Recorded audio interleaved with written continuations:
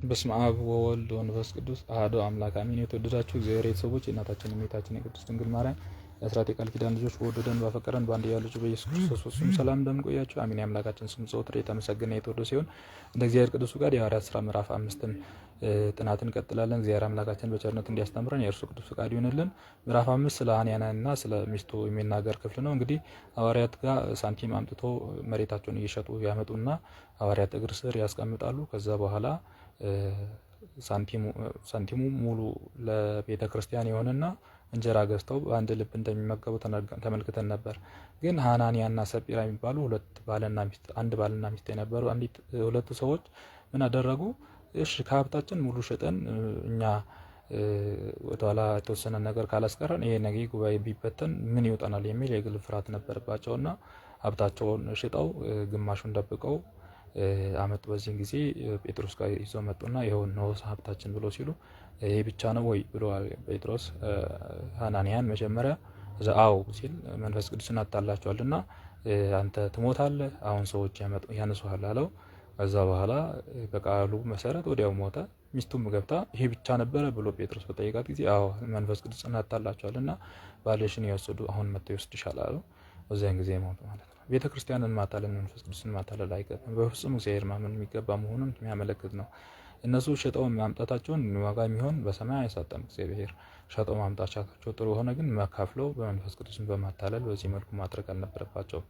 በአንድ ልብነት በአንድ እምነት እግዚአብሔርን በፍጹም ተማምነው መውጣት ይገባል። እንግዲህ በዚህ መልኩ ሐናና ሰጲራ ሚስቱ የደረሰባቸውን መንፈስ ቅዱስ በማታለል ፈንታ የደረሰባቸውን ክፉ ነገር የገጠማቸውን ሞት ወድቆ የደረሰባቸውን መከራ ይናገራል። ቀጥሎስ ድውያንን ስለመፈወስ ሐዋርያት ድውያን መፈወስ እንደጀመሩ ጴጥሮስም አልፎ ሲሄድ ጥላው ያረፈባቸው ዘንድ ደዌያቸውን በአልጋ ላይ በቃሬዛ ያመጡ በአደባባይ ያስቀምጡት ነበር። ደግሞ በአደባባይ ዙሪያ ካሉ ከተሞች ብዙዎች ይመጡ ነበር። የታሙ ብዙዎች አጋንንት የያዟቸው ያመጡ ነበር፣ ሁሉም ይፈወሱ ነበር ይላል። እንግዲህ በጥላው ይፈወስ ነበር የጴጥሮስ ማለት ነው። ይገርማል። ድንቅ እኮ ነው በእውነት። ጌታችንም ብሎታል፣ በእኔ የሚያምን የኔም አደርገውን ያደርጋል ከኔም በላይ ያደርጋል ብሎ ነበር። ምንድነው ከኔ በላይ ቢባል ጌታችን በጥላ አልፈወሰም። እርግጥ ነው በቃል ፈውሷል፣ በቀሚስ ፈውሷል፣ ግን በጥላ አልፈወሰም። ጴጥሮስ በጥላ እየፈወሰ ነው። ምን ማለት ነው? ከኔ በበለጠ ማለት በእርሱ አምኖ በእርሱ በኩል የሚደረገው ተአምራት ከፍ ያለም ሊሆን ይችላል እያለ ነበረ። ጌታችን ያለውን ያህል ተአምራት እየተደረገ ነው። ጴጥሮስ በጥላ ይፈውሳል። ቀጣይ ጳውሎስን በጨርቅ ሲፈውስ ደግሞ እናያለን። ልብሱ ተቆራርጦ ቀጣይ ላይ እና በዚህ መልኩ ሐዋርያት ቅዱስ ጳውሎስ ወደ ሐዋርያነት ከተጠራ በኋላ ከምዕራፍ 9 በኋላ ያለ ታሪክ ነው። እንግዲህ በዚህ መልኩ ድውያንን ይፈውስ ነበር። ብዙዎችም ይህን ታምር ሰምቶ ከየሀገሩ ድውያንን ይዘው ይመጡ ነበር፣ ይፈወሱ ነበር። በጥላ ይፈውስ ነበር። ምንም አይነት ክፍለ ጊዜ ወረፋ አያሲዝም ማለት ነው። በጥላ መፈወስ ጥሩ ነገሩ ጸበል እንደ መጻጉዕ ጸበል የሚያወርደኝ ሰው የለም እንዳይሉ በጥላ ነው የሚፈወሱ። እንደ አይነ ስውርም ወደ ጸበል ሄደም ታጠብ የሚል ሌላ ጊዜ አላስፈለገው። መጥቶ በጥላ ላይ መቀመጥ ብቻ ነው። ብዙ ሰውንም ለመድረስ ጥላ ከሰዓት በኋላ ሲሆን በጣም ረዥም ነው። ጠዋትም ሲሆን በዚህ መልኩ በረዥሙ መጥተው ብዙ ይፈወሱ ነበር። ምንም አያስፈልግም። ፀሐይ መውጣት ብቻ ይፈለግ ነበር እና በዚህ መልኩ በጥላ ይፈውሱ ነበር ሐዋርያው ቅዱስ ጴጥሮስ።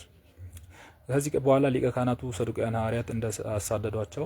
ከዚህ በኋላ ያሳደዷቸው ሊቀ ካህናት አብረውት የነበሩ የሰዱቃውያን ወገኖች ቀንተው በእነርሱ ላይ ተነሱ። እጆቻቸውን በሐዋርያት ላይ አነሱ። ያዟቸውን በአሕዛብ ወህኒ ቤት አስገቧቸው። የእግዚአብሔር መልአክ ግን በሌሊት ወህኒ ቤቱን ደጃፍ ከፍቶ አወጣቸው። እንዲህም አላቸው፣ ሂዱ ወደ ቤተ መቅደስ ግቡና ለሕዝቡ ይህን ሕይወት ቃል አስተምሯቸዋል። እንግዲህ መንፈስ ቅዱስ እየረዳቸው ቅዱሳን መላእክት እየመጡ እያገዟቸው ከወህኒ ቤት ከታሰሩበት እያስወጧቸው ወደ ቤተ መቅደስ እየሰደዳቸው ነበር። በጣም ይደንቃል። የመጀመሪያው ክርስትና በጣም የሚደንቅ እንዲህ ቅናት ያደረጋቸው ሴጣን አይሁድ ሊቃነ ካህናት በዚህ መልኩ ቅናተኛ ነበሩ። በጣም እንደዚህ እነዚህም ማመን ከየት የመጡ ናቸው እያሉ በጣም ሊያስራቸው እንግዲህ መንፈስ ቅዱስ ባይረዳቸው ይታሰሩና ወንጌል አገልግሎት ይቆም ነበር። እግዚአብሔር ባወቀ ግን ለወንጌል እነሱን መርጧልና እነሱ ቢያስሩም ያስፈቷቸዋል እግዚአብሔር መንፈስ እና ይህንን በሰሙ ጊዜ ጠዋት ገስግሰው ወደ ቤተ መቅደስ ገቡና አስተማሩ። ሊቃነ ካህናት ከእነርሱም ጋር ነበሩ። ግን ጉባኤው እስራኤል ቤት ሽማግሌዎች ሁሉ ሰበሰቡ። ሐዋርያት የሚያመጧቸው ዘንድ ወደ ወህኒ ቤት ላኩ። አሽከሮቹም መጥተው በወህኒ ቤት አጧቸው። ተመልሰውም ነገሯቸው። ወህኒ ቤቱም ዙሪያውም ተዘግቶ በቁልፍ ተቆልፎ አገኟቸው። ወታደሮችም በሩን ይጠብቁ ነበር። ነገር ግን ከፍተው በገባን ጊዜ ውስጥ ያገኘነው የለም አሏቸው። ሊቃነ ካህናትም የቤተ መቅደሱ ሹም ይህ ነገር በሰሙ ጊዜ የሚያደርጉትን አጥተው እንጀራም እጁንም እንጃህ ምን ይሆን ብሎ ተደነቁ አሉ። አንድ ሰውም መጥቶ ያሰራቸው እነዚህ ሁለት ሰዎች እነሆ ቤተ መቅደስ ውስጥ ናቸው፣ ቆሞም ሕዝቡንም ያስተምራሉ ብሎ ነገራቸው። ከዚያም በኋላ የቤተ መቅደሱም ከሎሌዎች ጋር ሄደ፣ አባብሎ አመጣቸው።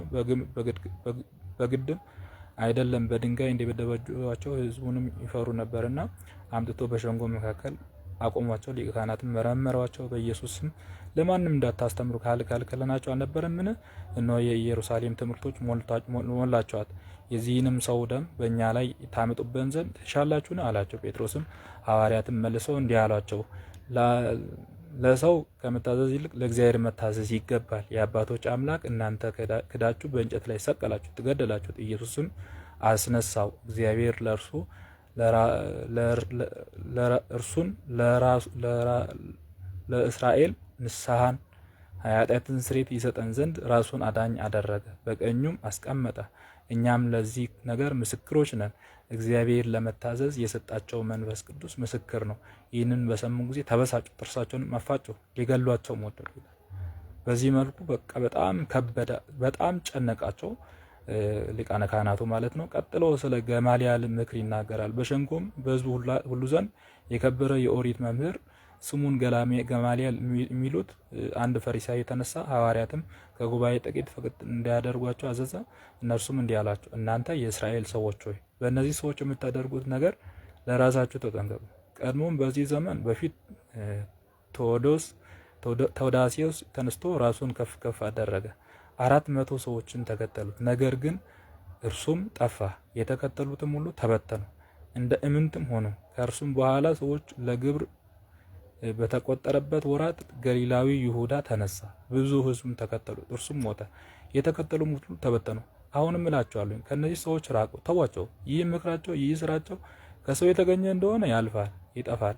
እግዚአብሔር የመጣ እንደሆነ ግን ልትፈርሱት አትችሉም። ከእግዚአብሔር ጋር እንደ መጣላት አትሁኑ ብሎ ገማልያል የተባለ ምሁር በእውነት የብሉያትን ጳውሎስ ሁላ መምህር ነው። ምሁር፣ የብሉይ ኪዳን መምህር።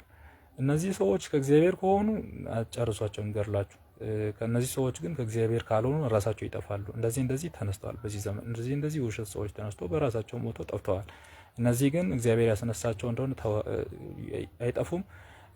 እግዚአብሔር ካላስነሳቸው ራሳቸው ስለሚጠፉ ተው ብሎ መከራቸው። እሺ ማሰኛቸው። ሐዋርያትም ጠርተው ገረፏቸው። እንግዲህም ወዲህ በኢየሱስ ክርስቶስ እንዳያስተምሩ ገሰጿቸው፣ ተዋቸው። እነርሱም ከሸንጋው ፊት ደስ እያላቸው ወጡ። ስለ ስሙ መከራ ይቀበሉ ዘንድ መንፈስ ቅዱስ አድሏቸዋልና ሁሉ ጊዜ ቤተ መቅደስ በቤት ስለ ጌታችን ስለ ኢየሱስ ክርስቶስ እንደሆነ ማስተማርን መስበክን አልተዉ ይላል። በዚህ መልኩ መከራ እየተቀበሉ እየተገረፉ ወንጌልን አስተማሩ ማለት ነው። ያስተማረን የመከረን የገሰጸን የቅዱሳን አምላክ ስም ዘወትር የተመሰገነ የተወደደ ሲሆን